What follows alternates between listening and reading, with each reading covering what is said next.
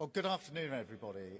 It's really fantastic to see you here and to just really take in this incredible place that is the British Museum, a world-class institution, which I'm really proud to say is also right in the heart of my constituency.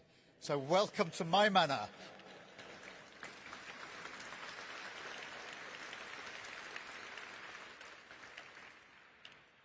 Mr. President, Emmanuel, Mrs. Macron, Excellencies, ladies and gentlemen, you are very, very welcome here, and it is fantastic to see you. We have thousands of visitors here every day from all over the globe to admire the museum's incredible collection of world history all around us here every single day. So it's a real pleasure to welcome two special sets of guests this afternoon, our brilliant French guests and friends who are all here, but also young people representing the next generation. And that is so important as we contemplate our history, because I know just how important access to the arts, to culture and history is for the next generation. Its potential to spark the imagination. There'll be very many people who've come here and had their imagination sparked, and that has put a light on for them and for so many other people, to transform young people's lives by bringing history and culture and art into it, and opening their eyes to new possibilities and opportunities, and encourage them to reach the full extent of their ambitions and their talents. So no matter where you're from or who you are, it's here to bring us together, to remind us of our shared history, but also the common bonds that endure across languages, across borders and cultures.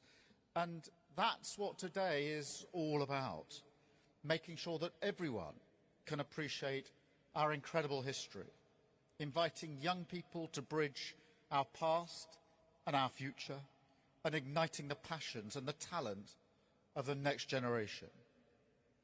And we are celebrating a brilliant initiative today. Everybody is walking around here with a smile on their face, and when the President yesterday announced to both houses what was going to be happening here, there was a great cheer went up, and that was representative, I think, of how this is being felt across the entire country. It is a brilliant initiative. Because what Emmanuel, my friend, announced yesterday, this cultural exchange between our two nations, two of the great treasures of our history, the priceless artefacts of Sutton, which we've just been to see upstairs, absolutely incredible story, incredible artefacts, and the Bayeux Tapestry, which means so much. And again, the smiles as people saw just the depiction on the wall behind me as we walked in tells you just how much this means.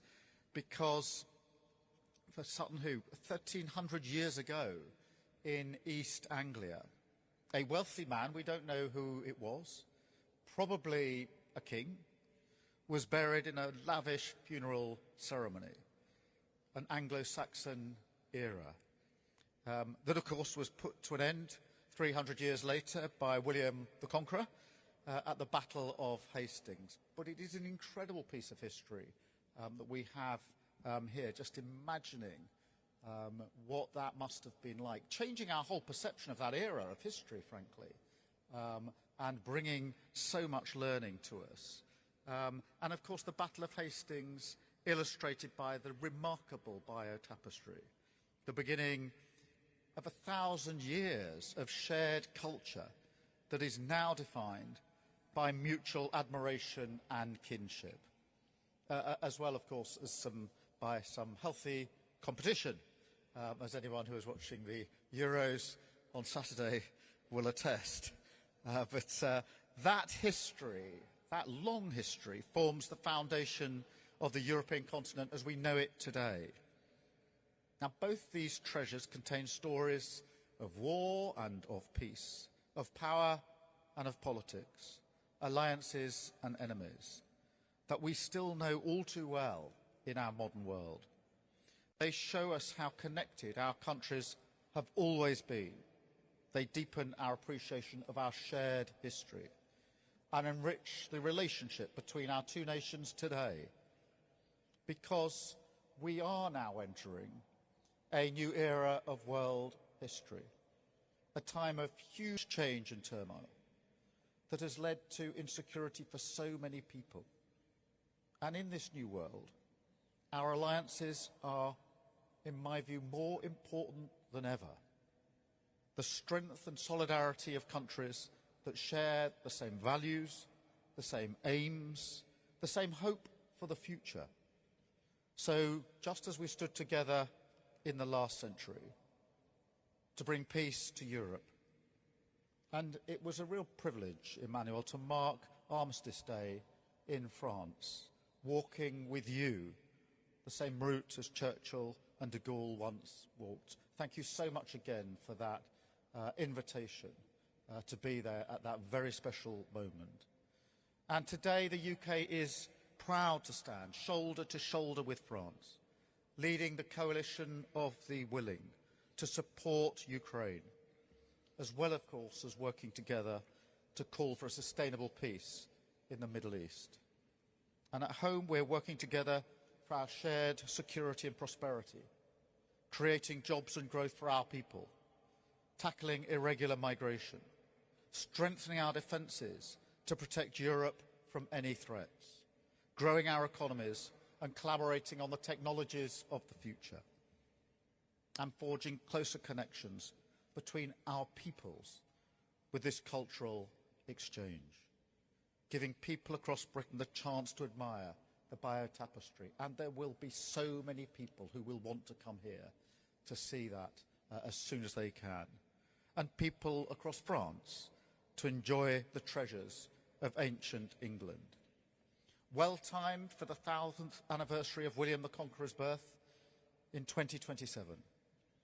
So as we look back together today, we are also inspired to look forward towards the future and remember that it is for us to write our own chapter of history now as two nations who forged peace, made our people better off, and remained the strongest of allies and the closest of friends. And on that note, it is a pleasure to welcome my friend, Mr. President Emmanuel, to speak to you today. Thank you so much.